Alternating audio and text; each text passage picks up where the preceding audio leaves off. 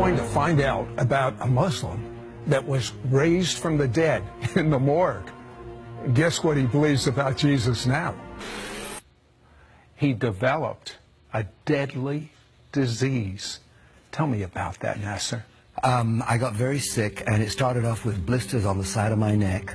And by the morning, it had grown to blisters half inch in size on the side of my neck. They examined me and they said that his immune system has shut down. This is spreading across his body.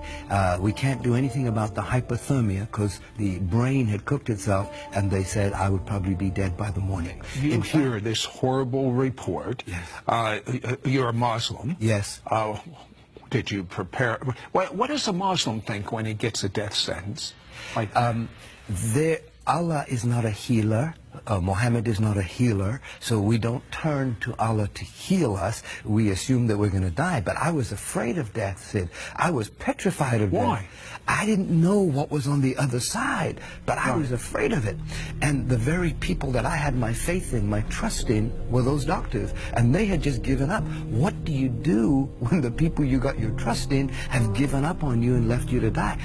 In fear, I cried out. I said, God, if you're real, don't let me die.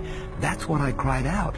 Muhammad didn't come, Allah didn't come, but that night, in that room, there appeared a figure at the end of the bed. And this person... Wait a second. Had you ever seen something supernatural like this before in your entire life? Never. This is your first time? Yes. Okay. Now there's this figure. Yes. And are you scared? What's going on? No, not at all. I wasn't scared at all. In the middle of the night, I see this figure at the end of the bed, and it was the outline of a person with light radiating from them. I couldn't tell you the way the face looked, but all I could see was this outline of a person with light. Now, I knew it was Jesus. These people come to me and they say, but you're a Muslim. Muslims don't know Jesus. Oh, yes, they do. If you read the Quran, Jesus is mentioned many times as a good man, as a healer, as a prophet. Even his birth is mentioned, and that he healed people. But the main thing I understand about Islam, they say God has no son. I mean, look at the mosque when they have it right on top in Jerusalem. That's right. He has no son. Well, this person that appeared said two things. I'm the God of the Christians, and I'm the God of Abraham, Isaac, and Jacob. Wait a second. As a Muslim, isn't it Abraham, Ishmael, and Jacob? That's right. Ishmael was supposed to be the firstborn, right? Not Isaac, but that's not what this person said. Abraham, Isaac. So to me, it meant a whole lot. But even more astounding was that the next morning, the same doctors walked in and they said, we don't understand what's happened. It is a miracle. It has gone into remission.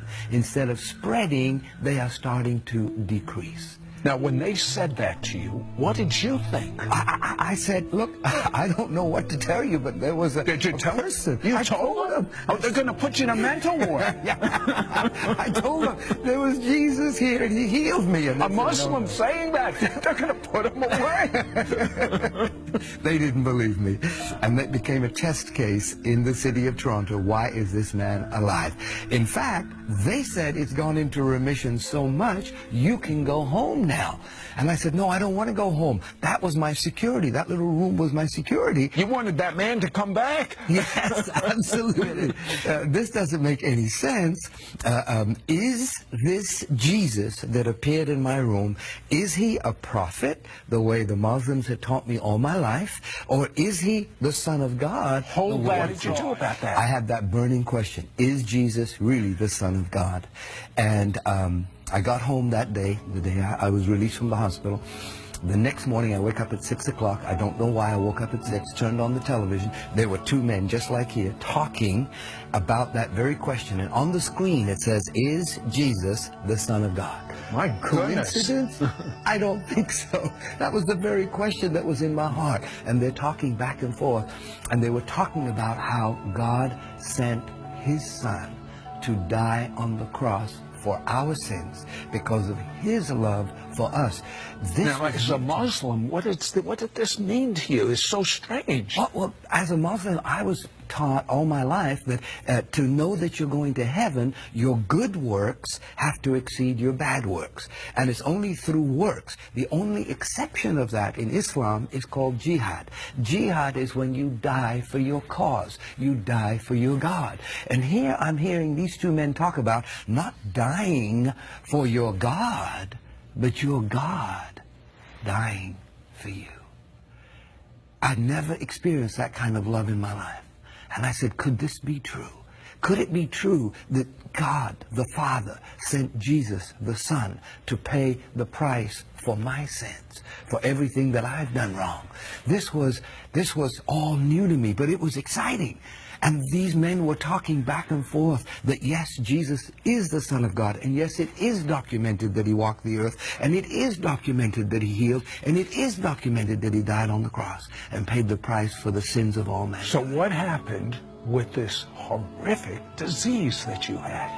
Well, that day when that program finished, I got on my knees. They led me in a prayer. I asked Jesus to be the Lord of my life. I found a photograph of the way I used to look, and I started praying to this Jesus. Can you make me look like this again? I had looked 75 years old. My whole face is aged. 5 days later, I woke up at 5 o'clock in the morning. The doctor said, don't scratch the blisters, they're contagious. But I saw some on my pillow, so I must have scratched them in the middle of the night. I got out of bed, stood under the shower, said for an hour and a half, every single blister from the top of my head, my face, my ear, my neck, my shoulder, fell. And the skin was red like raw meat. And the doctor said I would have white blotches, but as you can see, there's no blotches.